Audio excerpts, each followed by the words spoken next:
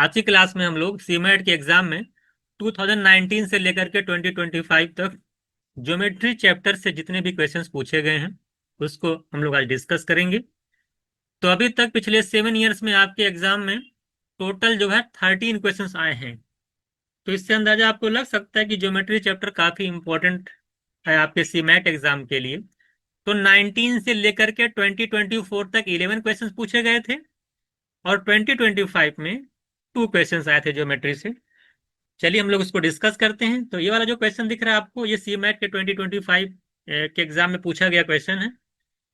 हालांकि ये repeated question है, इससे ये क्वेश्चन एक बार और आ चुका है आपके एग्जाम में। ये वाला क्वेश्चन बहुत अच्छे से देखिए, एक बार रिपीट हो चुका है। स्टेटमेंट के बेस पे क्वेश्चन है। क्वेश्चन में क्या कह रहा है? कह रहा है कि the perimeter of triangle is greater than the sum of three medians. आपको स्टेटमेंट 1 दिया है और दूसरा स्टेटमेंट दे रखा है कि इफ एनी ट्राइंगल एबीसी, अगर डी एनी पॉइंट, बीसी पे कोई डी अगर कोई पॉइंट है, तो कह रहा है A B plus B C plus C A जो है वो ग्रेटर देन होगा 2 टाइम्स ऑफ ए डी। दोनों देखिए, इसको तो कई तरह मेथड से इसको सॉल्व कर सकते हैं। देखिए एक प्रॉपर्टी होती है ज्योमेट्री के अंदर, उसको मैं यूज करूंगा। हालांकि उसको प्रूव करके भी हम लोग कर सकते हैं, लेकिन हमें प्रूविंग नहीं करूंगा मैं। कि अगर मान लो कोई ट्रायंगल आपका है, सपोज कोई ट्रायंगल आपका इस तरह से है, मान लेते एबीसी एक ट्रायंगल है और डी कोई मान लेते हैं यहाँ पे पॉइंट है, और कह रहा है कि 3 मीडियंस। देखिए एक मीडियन यहाँ पे भी है, ऐसे जाए एक मीडियन यहाँ पे चली जाएगी, मान लेते ई है। एक यहाँ पे मीडियन, अगर हम सी से ई को मिला दें, एक मीडियन ये भी है, ये आपका मान लेते हैं ये ऑप्शन। तो ये याद देख रहा है A D B C F जो आपकी मीडियन है। तो प्रॉपर्टी क्या कहती है, एक प्रॉपर्टी है, इसको प्रूविंग भी है, कि जो sum of two sides of triangle होता है, सम ऑफ यानी ए बी अगर मैं बात करूं और मैं कोई और साइड ले लूं ए सी, तो sum of two sides of triangle is greater than 2 times of median. A B और ए सी का मीडियन क्या कहलाएगा? उनके जो भी एडी जाएगी, मीडियन इसकी ए बी और ए सी के लिए मीडियन एडी होगा। तो एडी के 2 टाइम्स से बड़ी होगी, ये प्रूविंग है। उसी डायरेक्ट मैं उसके रिजल्ट को यूज कर रहा हूँ। A B plus A C is greater than 2 times of AD. तो सिमिलरली आप कोई भी दो साइड ले लेंगे, अगर आप ए बी ए सी लिए एडी हो जाएगा। अगर बी सी और ए सी मान लेते हैं, बी सी प्लस अगर आप ए सी लेंगे तो वो ग्रेटर देन होगा 2 टाइम्स ऑफ, देखिए बीस वाली लाइन सी एफ जा रही है तो 2 टाइम्स ऑफ सी एफ। इसी तरीके अगर आप बी सी से ए सी अगर ए बी लेते हैं, देखिए ए बी और ए सी ले लिए, बीच में आ गया। आप ए सी और बी सी ले लिए हैं, ठीक है, ए सी और बी सी हो गया। और आप अब आप ले लीजिए, बी तो बी नहीं हुआ ना, ए बी और बी सी ले लीजिए। तो जब A B plus B C लेंगे वो ग्रेटर, देखिए ए बी लेंगे और बी सी लेंगे तो उनके बीच से जा रही बी, तो greater than 2 times of B. अगर आप सबको तीनों इक्वेशन को ऐड करते हैं तो आप देखें ए बी 2 बार आएगा, बी सी 2 बार आएगा, ए सी 2 टाइम्स आएगा। सबको ऐड करेंगे तो ए बी 2 बार आएगा, सब दो दो बार आ रहे हैं, तो हमने डायरेक्ट देखिए ऐसे ऐसे आएगा। देखिए 2 A B plus 2 B C plus 2 times of A C greater than, यहां से अगर 2 कॉमन ले लेंगे तो आपका आ जाएगा A D plus C F और प्लस बीई। ए बी यहां पे 2 अगर कॉमन ले लिया जाए तो A B plus B C plus A C, ये greater than 2 times of A D C F plus B E. ये 2 से 2 कैंसिल हो जाएगा। तो आप देख पा रहे हैं कि A B plus B C plus C A जो है वो ग्रेटर देन है A D plus C F plus B E के। यानी कि A B plus B C plus A C क्या, ये पेरीमीटर ऑफ ट्रायंगल है। Sum of all sides of triangle is called perimeter of triangle. तो ये आपका पेरीमीटर है किसका? ट्रायंगल का। तो पेरीमीटर ऑफ ट्रायंगल का एक ग्रेटर देन का साइन है किसका? ADCFB क्या है? ये सम ऑफ मीडियंस है। ये क्या है? ये सम ऑफ मीडियंस है। हमने ये प्रूव कर दिया कि जो पेरीमीटर ऑफ ट्रायंगल होता है वो ग्रेटर देन होता है सम ऑफ मीडियंस के। इसको एक तरीके से और भी प्रूव किया जा सकता है। ये पहली वाली, ये वाली जो प्रूविंग है, इसको मैं एक तरीके से और भी प्रूव कर सकता हूं, लेकिन अब क्या जरूरत है। तो ये तो हमारा पहली प्रूविंग हो गई। सेकंड वाला जो कह रहा था कि if any triangle ABC, if D is the point, है ना, ऑन बी सी, कह रहा है A B plus B C plus C A greater than 2 AD। Simple से एक लॉजिक लगाइए, जब ए बी और ए सी, आप पहला क्वेश्चन देखिएगा, जब when A B plus A सी अगर greater than 2 times of A D है, तो अगर इसमें बी सी ऐड होगा, बी सी क्या है, ए लेंथ ऑफ द, एक ट्रायंगल की एक लेंथ है, और पॉजिटिव उसकी वैल्यू क्या होगी, न्यूमेरिकल वैल्यू उसकी पॉजिटिव वैल्यू होगी। लेंथ ऑफ ट्रायंगल क्या होती है, पॉजिटिव वैल्यू होती है, किसी भी ट्रायंगल की लेंथ नेगेटिव तो होती नहीं है।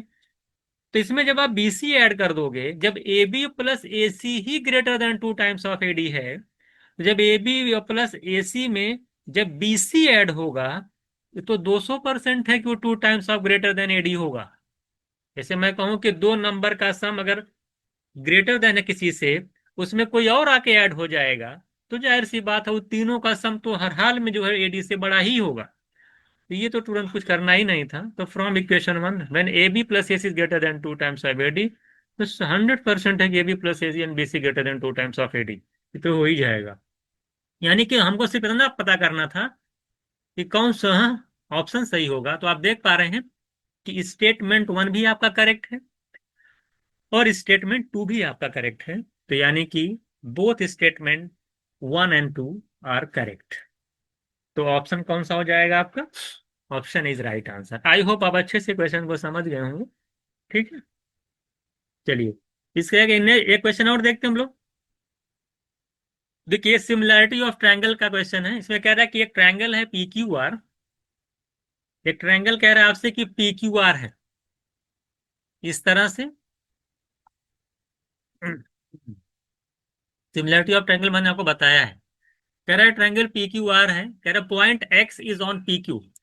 देखिए इस पे कोई पॉइंट मान लेते हैं एक्स है on P Q, and point Y on P R, P R पे एक वाई है पॉइंट, और इनको मिला दिया गया एक्स वाई को, और कह रहा है एक्स पी जो है आपका 1.5 है, एक्स क्यू कहाँ चला गया, एक्स क्यू यहाँ पे है 6 यूनिट है ये, और पी वाई 8 दे रखा है, पी वाई 2 है, और वाई आर आपका 8 है।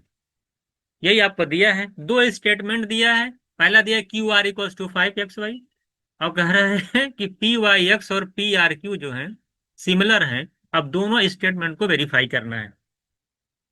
देखिए अब हम लोग स्टार्ट करते हैं। देखिए इसमें क्या करना, कुछ करना नहीं है, आपको रेशियो निकाल लेना किसका किसका, पी एक्स अपॉन, यहाँ पे देखिएगा एक्स क्यू, ये चेक कर लीजिए क्या इक्वल है P Y upon Y R के, P Y upon Y R के। अभी हम लोग देख लेते हैं, P X upon X Q, P X कितना 1.5, तो 1.5 upon 6 equals to P Y 2 है, और वाई आर आपका 8 है। अगर मैं यहाँ देखूंगा 15 अपॉन इसको इसको कैंसिल करूंगा, 15 अपॉन 60 आएगा 1/4, ये इक्वल 2 1 जार 2 और 2 4 जार 8, 2/8 को मैं 1/4 लिख सकता हूँ। तो यहाँ से आप देख पा रहे हैं कि P X upon X Q जो है P Y upon Y R के इक्वल है। अब अगर आप ये चीज पढ़े हैं किसी ट्रायंगल के चैप्टर में सिमिलैरिटी वाले में, तो वहां अगर एक कंडीशन वेरीफाई हो जाती है, तो इसका मतलब ये होता है कि एक्स वाई वाली जो लाइन है, ये वाले एक्स वाई, ये पैरेलल होगी किसके, क्यू आर के। यानी X Y Q R parallel है। अगर एक्स वाई क्यू आर यहां से अगर ये रेशियो इक्वल होगा तो X Y Q R parallel होगी। अगर X Y Q R parallel है, और अगर आप अगर ज्योमेट्री में पढ़े हैं कि जब दो लाइन पैरेलल होती हैं, तो जो कोरस्पॉन्डेंस एंगल होते हैं वो आपस में इक्वल होते हैं, यानी ये वाला एंगल इक्वल होगा, ये वाला एंगल इस वाले एंगल के इक्वल हो जाएगा। यानी पी एक्स क्यू वाला दोनों, जब ये एंगल जब किसी भी ट्रायंगल के दो करस्पॉन्डेंस एंगल इक्वल हो जाते हैं, तो दोनों ट्रायंगल कैसे हो जाते हैं, सिमिलर हो जाते हैं। क्या हो जाते हैं, दोनों ट्रायंगल सिमिलर हो जाते हैं। इसका मतलब ये हो गया, जो ट्रायंगल आपका पी वाई एक्स है जो ट्रायंगल आपका पी वाई एक्स है, वो सिमिलर ट्रायंगल है किसके, पी आर क्यू को, पी आर क्यू। तो जो स्टेटमेंट टू है वो पहले ही प्रूफ हो गया, पहले स्टेटमेंट टू करेक्ट हो गया। स्टेटमेंट टू तो यार सही है, सिमिलर तो जा रहा है ये। अब लेकिन एक चीज और प्रूव करनी है हम लोगों को कि क्यू आर जो है 5xy के बराबर होगा। जब ये ट्रायंगल पी या वाई एक्स और पी आर क्यू सिमिलर होंगे, तो करस्पॉन्डेंस साइड का रेशियो इक्वल होता है। इसका मतलब ये होगा, अब बड़ा वाला ट्रायंगल ले लिया जाए, तो बड़े ट्रायंगल में क्या है? बड़े वाले ट्रायंगल, अगर बड़े वाले ट्रायंगल और छोटे वाले ट्रायंगल के करस्पॉन्डेंस साइड का रेशियो सिमिलर क्या होगा? इक्वल होना चाहिए, क्योंकि सिमिलर है। जब सिमिलर है तो रेशियो इक्वल होगा। तो छोटे वाले ट्रायंगल की साइड अगर आप देख पा रहे हैं, पी वाई जो एक्स लिए हैं आप, उसका साइड क्या है? पी एक्स यानी 1.5 है। मैं लिख लूंगा पहले, पी एक्स अपॉन बड़े वाले ट्रायंगल की जब साइड लेंगे उसके करस्पॉन्डिंग तो क्या लेना पड़ेगी? P Q. तो छोटे वाले ट्रायंगल की साइड अपॉन बड़े वाले ट्रायंगल की साइड, उसके करस्पॉन्डिंग साइड का रेशियो इक्वल होगा, क्योंकि दोनों सिमिलर हैं। ये इक्वल होगा। इसी तरीके से अगर हम इधर वाले आते हैं, पी वाई छोटे वाले ट्रायंगल की साइड है। अब इसको लिखने की जरूरत भी नहीं थी, लिख दे रहा हूं मैं, P Y upon P R, पूरा ले लेंगे पी आर इक्वल्स टू, अब ये वाली साइड बच गई एक्स वाई और अपॉन क्यू आर। किसी एक को उठा लीजिए, चाहे पी एक्स इससे लीजिए, चाहे P Y by P R को X Y by Q R equal लेकर सॉल्व कर लीजिए। पी एक्स कितना आपका है? अगर हम पी वाई लेके चलते हैं, किसी को ले लीजिए आप, ठीक है। यही आपका जो हो जाएगा पी, हाँ आप, चलिए पी किसी को ले लीजिए, पी एक्स कितना आपका 1.5। और पी क्यू कितना है? देखिए पी को देखिए, पी एक्स आपका 1.5 है और क्यू एक्स आपका 6 है। तो पी एक्स और क्यू एक्स को ऐड करेंगे तब जाके पी क्यू मिलेगा। तो 6 में 1.5 ऐड करेंगे तो 7.5 आएगा इक्वल्स टू। अब पी वाई पी आर को आपको छेड़ने की जरूरत, छोड़ दीजिए उसको, कोई दिक्कत नहीं है। मैं यहां से भी लगा सकते थे हम, यहाँ मैंने इससे लगाना शुरू कर दिया। अब मैं लिखूंगा एक्स वाई, हमें नहीं पता, और क्यू आर हमें रिलेशन निकालना है, मैंने इसे लिख दिया। पॉइंट से पॉइंट कैंसिल हो जाएगा, 15/75 आएगा, जिसको आ जाएगा 15/75 का मतलब 1/5। ये इक्वल हो जाएगा X Y upon Q are.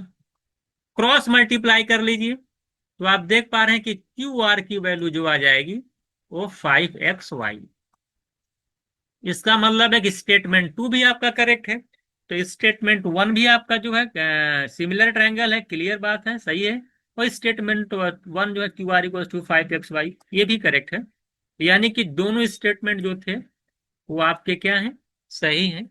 तो both statement 1 and 2 are correct and option is right answer. I think आप इससे भी लगा, P Y by Y R से भी लगा सकते हैं। इसे यहाँ पे लिखते हैं, क्या लिखते हैं? पी वाई की जगह लिखते हैं आप क्या? 2। और पी आर की जगह लिखते हैं 2+8 यानी 10। तो 2/10 की value X Y upon Q R होता, तो 2/10 का मतलब 1/5।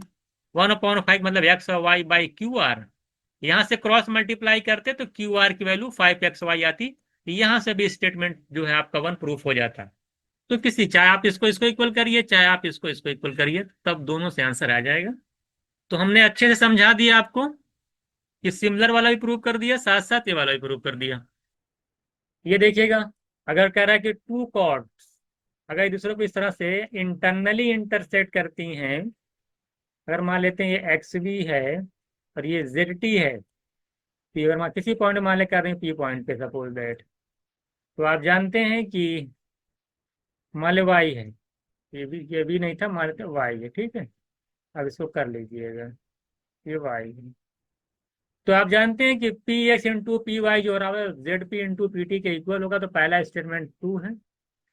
और दूसरा अगर आप कहेंगे कि if two chords X Y in Z T करें intersect at only point P, then P X Z, P Z देख रहे हैं, ये मिला दिया जाए, पी एक्स जेड मिला दीजिएगा, अंदर ही मिलाएगा, बाहर चला जा रहा है ये। कह रहे पी एक्स जेड और P T Y similar triangle, बिल्कुल सिमिलर ट्रायंगल होते हैं। अगर आप पढ़े होंगे, देखिए ये वाला एंगल इक्वल होगा, सेम सेगमेंट में है। और ये वाला एंगल इक्वल हो जाएगा आपका वर्टिकली अपोजिट एंगल से।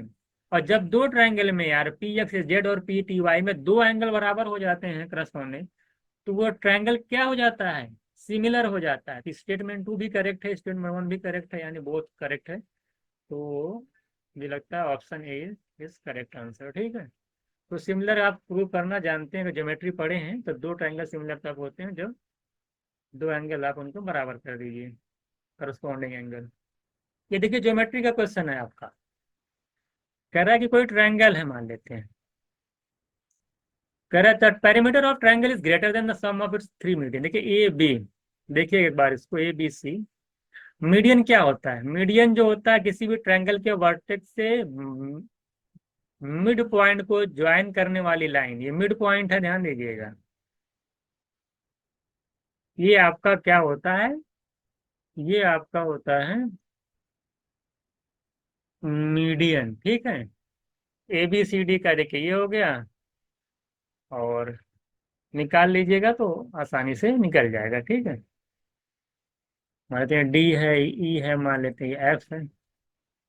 देखिए, ट्रायंगल की एक प्रॉपर्टी है कि किसी भी ट्रायंगल के दो साइड का जो सम होता है, यानी ए बी और ए सी का जो सम होगा, अगर मैं ए बी और सी सी ले रहा हूँ, ये क्या होता है, ग्रेटर देन होता है उसकी मीडियन का 2 टाइम्स। मीडियन कितना है, 2AD। ये ग्रेटर देन होता है, कम, इस बात को याद करिएगा। इसी तरीके से अगर आप दो साइड और ले लेते हैं, मान ले ए बी आपने ए सी ले लिया, और इसी तरीके से अगर बी सी लेते हैं, बी सी और सी है ए सी लेते हैं सपोज दैट, तो बी सी ए सी लेंगे तो वो ग्रेटर देन होगा बी से जो लाइन जा रही है 2 टाइम्स ऑफ सी एफ।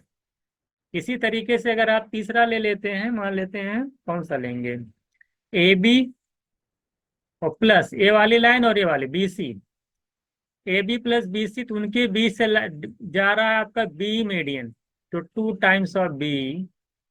सबको जब आप ऐड करेंगे ना, जब सबको ऐड करेंगे, देखिए ए बी यहाँ पे भी आया, ए बी यहाँ पे आया, 2 बार ए बी आया, 2 बार ए सी आया, 2 बार बी सी आया, तो दो कॉमन ले लीजिए, आ जाएगा ए बी, बी सी और ए सी, ये बराबर हो जाएगा। यहाँ देखिए दो कॉमन ले लीजिएगा, तो ए डी, बीई और प्लस सी एफ, दो से दो कैंसिल हो जाएगा, 2 से 2।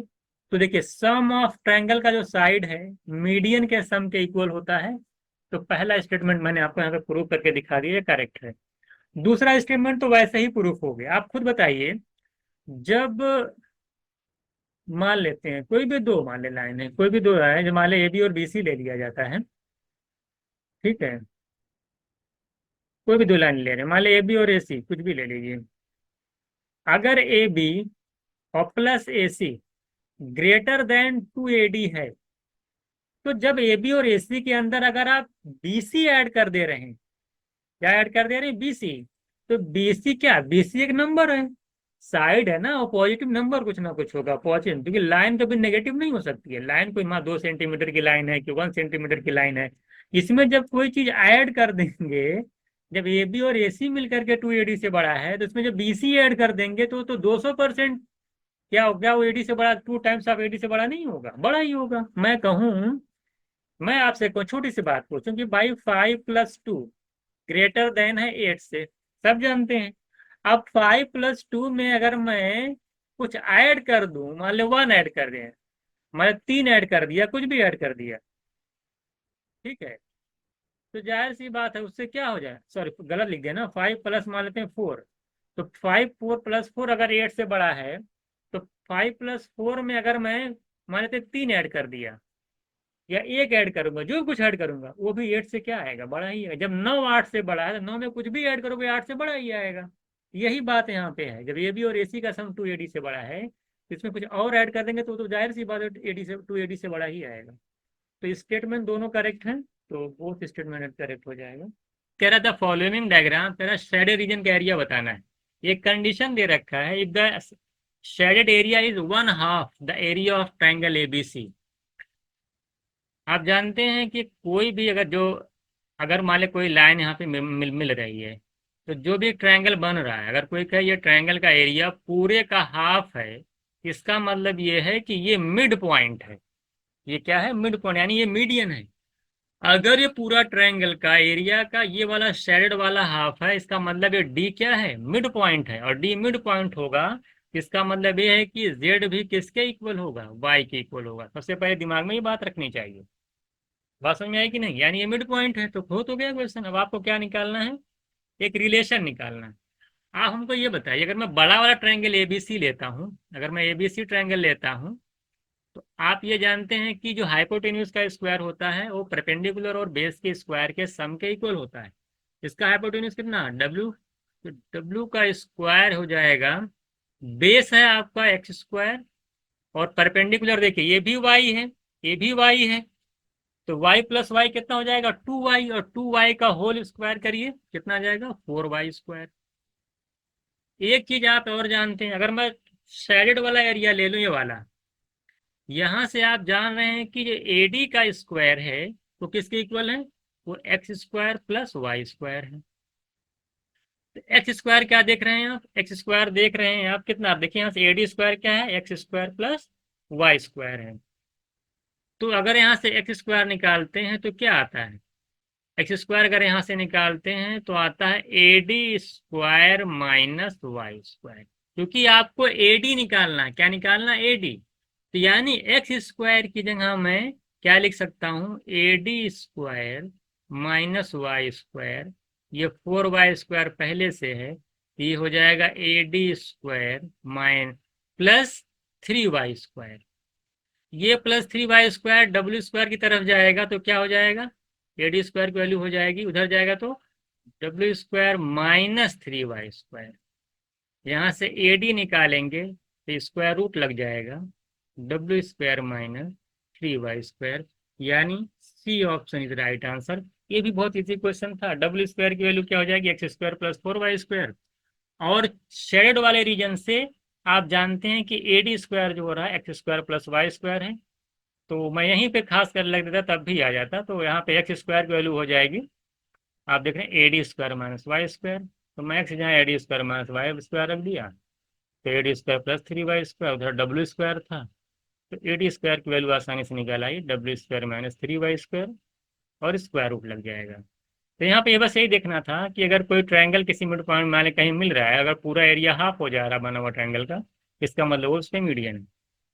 देखिए ये आएगा इक्विलेटरल ट्रायंगल। इक्विलेटरल ट्रायंगल का मैंने पूरा एक अच्छे से समझा दिया कि कोई फॉर्मूला याद करने की जरूरत नहीं है, मैंने वहां पे बहुत सारी डिटेल में आपको बताया था। अगर आपको कोई चीजें याद हो तो मैंने एक चीज समझाई थी, क्वेश्चन में कह रहा है कि what is the area of an equilateral triangle whose inscribe circle, ठीक है, वो इंस्क्राइब सर्कल है जो रेडियस आर। एक होता है सरकमस्क्राइब जो बाहर से जाता है, एक होता है इंस्क्राइब माने जो अंदर से जाता है। तो व्हाट इज हुज इंस्क्राइब, जो सर्कल के अंदर ट्रायंगल बना हुआ है ना। तो आपने मैंने आपको बताया था कि दो कंडीशन समझाया था इसको सॉल्व करने का, कि इसमें दो कंडीशन होती है, और जिसकी रेडियस दे रखा है आपको इतनी दे रखा है। तो आप जानते हैं एक होता इन रेडियस होता है, एक होता है सरकम रेडियस। तो इक्विलेटरल कंडीशन मैंने आपको बताया था कि इन रेडियस जो होता है 1 यूनिट होता है, और जो सरकम रेडियस होता है वो 2 यूनिट होता है। कितना होता है, 2 यूनिट। तो आप आसानी से यहाँ से निकाल सकते हैं कि आपका इंस्क्राइब सर्कल लिखा हुआ है, इसका मतलब इन रेडियस की बात कर रहा है। तो इन रेडियस होता है 1 यूनिट, कितना होता है 1 यूनिट, और 1 यूनिट की वैल्यू दे रखी कितनी, कैपिटल आर।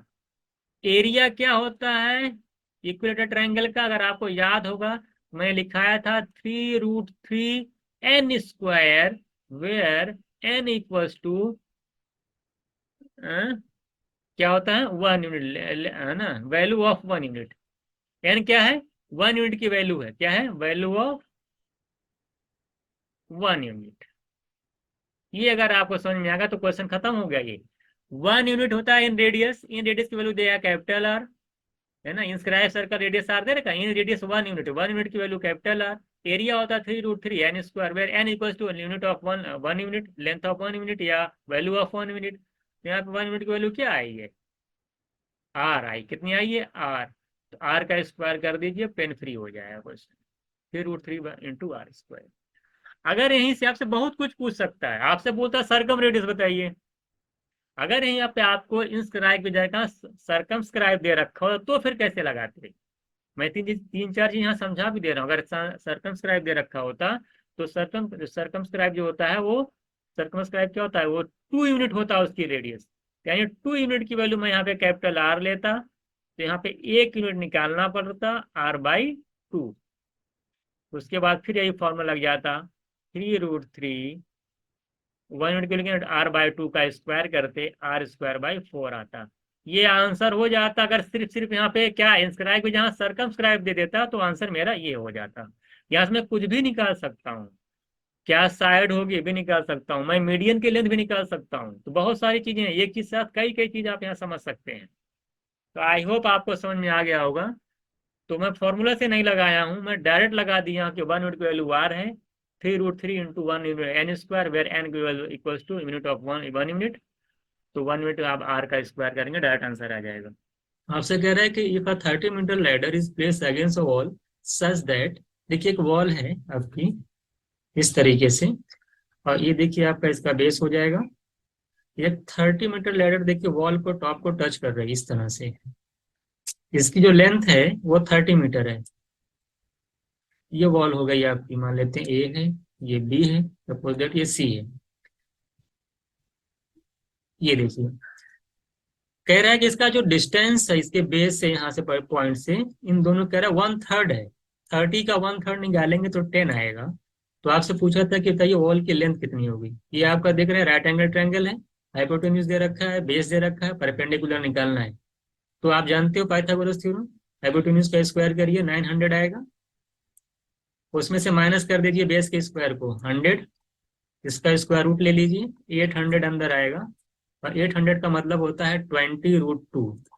ये बेसिक क्वेश्चन है, इसमें आपको जो है टाइम नहीं लगना चाहिए। ये भी बिल्कुल फिक्स पैटर्न का क्वेश्चन है। आपसे कह रहा है कि एक ट्रायंगल है एबीसी, कह रहा है कि डी जो है एबी का मिडिल पॉइंट है, मिड पॉइंट है। इसी तरीके से जो बीसी का जो मिड पॉइंट है आपका ई है, और इसी तरीके का ये मिड पॉइंट एफ है। इनको मिलाकर मिला दिया गया है, जगह आपको एक ट्रायंगल मिलेगा। तो बोला इसका जो एरिया, छोटे वाले डी एफ का एरिया और बड़े वाले के एरिया में क्या रेशियो होगा। मैं बिल्कुल बताएं इक्वली डिस्ट्रीब्यूट, इसका भी एरिया इसका एरिया, सारे एरिया क्या है, सब आपस में सेम है। तो अगर इनका एरिया का रेशियो निकाला जाए तो मैं इनका 1 माना, सपोज इनका रेशियो कितना हो जाएगा 1, और इसको टोटल अगर देखा जाए तो कितने ट्राइंगल 1 2 3 4 यानी 4।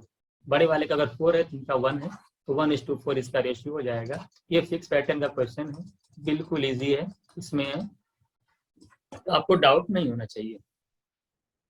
कह रहा है in triangle P Q R P S is perpendicular to, देखिए पी क्यू आर ट्रायंगल आपका है, पी क्यू आर ये आपका ट्रायंगल है। ये पी एस जो आपका परपेंडिकुलर है, ये क्या है परपेंडिकुलर है पी एस। और कह रहा क्यू आर जो है क्यू एस जो रेशियो दे रखा है एस जो पॉइंट है, वो क्यू आर को 3:1 के रेशियो में डिवाइड करती है।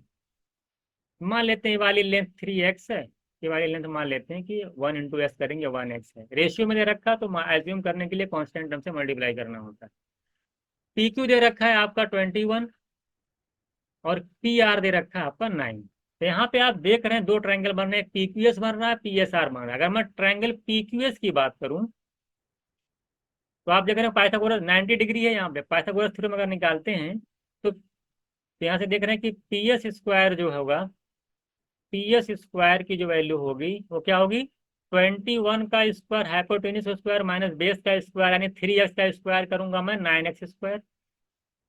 अगर मैं ट्रायंगल पी एस आर की बात करूं, पी एस आर ध्यान दीजिएगा, पी एस आर वो भी 90 डिग्री है, तो पी एस आर में भी जो पी एस का स्क्वायर होगा वो होगा हाइपोटेन्यूज यानी 9 का स्क्वायर करेंगे 81 माइनस बेस का स्क्वायर x है, x का स्क्वायर।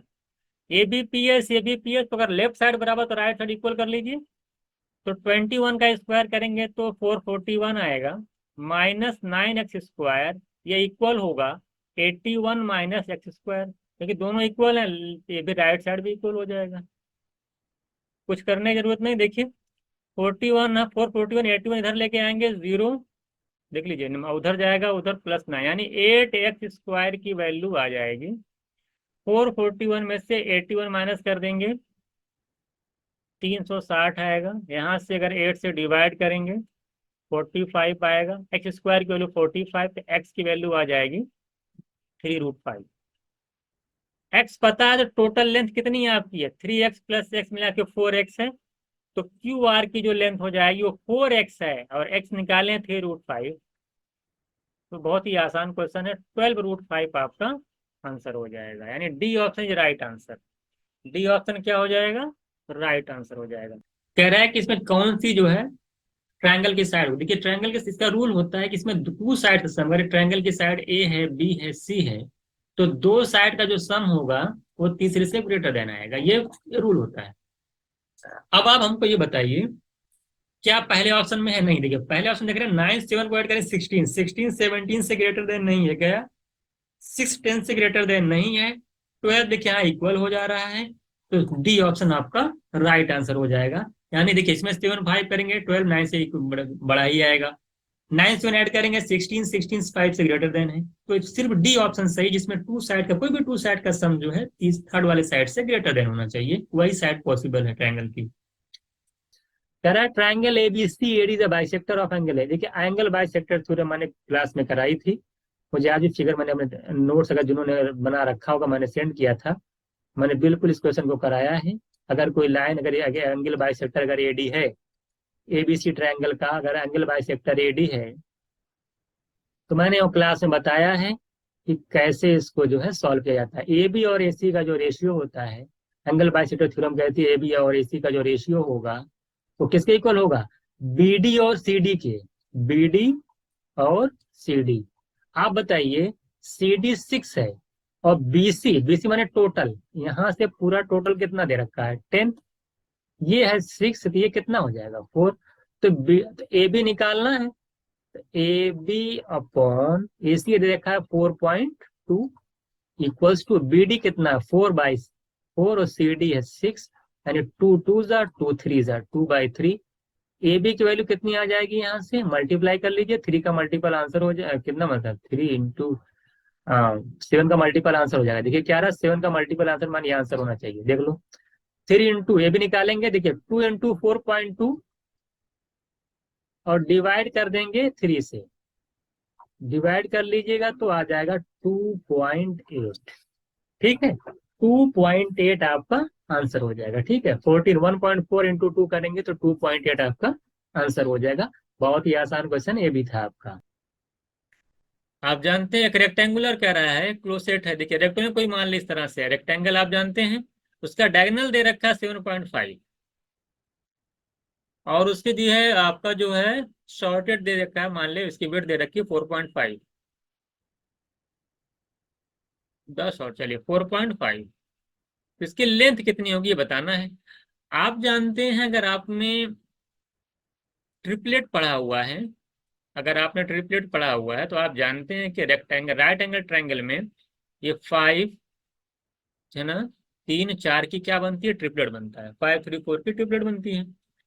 आप देख रहे हैं कि ये 7.5 है 4. अगर आप इसको थोड़ा सा देख पा रहे हैं तो आप ये चीज देख रहे हैं यार इसमें 1.5 से मल्टीप्लाई हुआ है, क्योंकि 1.5 इंटू 5 करेंगे 7.5 आएगा, 1.5 इंटू 3 करेंगे 4.5 होगा। कहने का मतलब ये है ये जो 5 यूनिट डायगोनल है यहाँ पे 7.5 दिया हुआ है, इसका मतलब ये है कि 5 यूनिट की वैल्यू 7.5 है, तो 1 यूनिट की वैल्यू अगर आप देखेंगे तो 1.5 आ जाएगा। यहां से अगर 5 7.5 हो गया, 3 जो है 3 से 4.5 हो जा रहा है, तो यानी 4 की वैल्यू क्या है 1.5 से इसमें मल्टीप्लाई करिए यानी 6 है, ये क्या है 6 है। ये बहुत अच्छा तरीका होता है, नहीं नहीं कि बैठ करके हाइपोटेन्यूज का स्क्वायर इक्वल टू परपेंडिकुलर का स्क्वायर बेस का स्क्वायर करते रह जाएंगे आप। ये सब चीजें अगर आप नहीं सीख रहे हैं तो बहुत टफ चीजें लगने लगी, बहुत इजी क्वेश्चन था ये। डायरेक्ट दिख रहा है कि 5 की वैल्यू 7.5, एक की 1.5, 4 की 6, यानी ये 6 है ये 4। अब 6 अगर आपको ए मिल गया उसकी लेंथ, उसकी ब्रेथ अगर 4.5 है तो उसका एरिया निकल नहीं जाएगा, 6 इंटू 4.5 करेंगे 27 मेरा आंसर हो जाएगा। इजी क्वेश्चन था ये। ट्रिपलेट का इसमें ध्यान देना है आपको, ट्रिपलेट क्या होती है अगर किसी को नहीं पता हो जाके देखें, और ट्रिपलेट से क्वेश्चन बिल्कुल इजी हो गया। ट्रेपेजियम का एरिया दे, ट्रेपेजियम किस तरह से बनता है देखिए इस तरह से, ट्रेपेजियम इस तरह से बनता है, इसका एरिया क्या होता है, ये पैरेलल साइड है, ये देखिए दोनों पैरेलल साइड के बीच के डिस्टेंस इसे हाइट कहा जाता है। तो एरिया ऑफ जो ट्रेपेजियम होता है वो क्या होता है, अगर आपने पढ़ा होगा सम ऑफ पैरेलल साइड ना, half into sum of parallel side, sum of parallel side कर कितना है, तो एक साइड तो दे दिया 22, दूसरी आपसे पूछा है हमको नहीं पता है ना, इंटू उनके बीच की डिस्टेंस दे रखा है, इसकी हाइट कितनी है, distance between the two parallel 16, ये होता है एरिया ऑफ ट्रेपेजियम, और एरिया दे रखा है 360, इसी को सॉल्व करना, सॉल्व करके बताइए कितना आ रहा है। ये देखिए 8 हो जाएगा, 8 से इसको कैंसिल करिए, 46 आएगा, तो 20 प्लस एक्स की वैल्यू 46 है, तो एक्स की वैल्यू आ जाएगी 46 माइनस 22 करेंगे 24 आ जाएगी। तो ये वन लाइनर क्वेश्चन डायरेक्ट फॉर्मूले पे था, ये आसान क्वेश्चन था। Half into sum of parallel side into height equals to area of trapezium.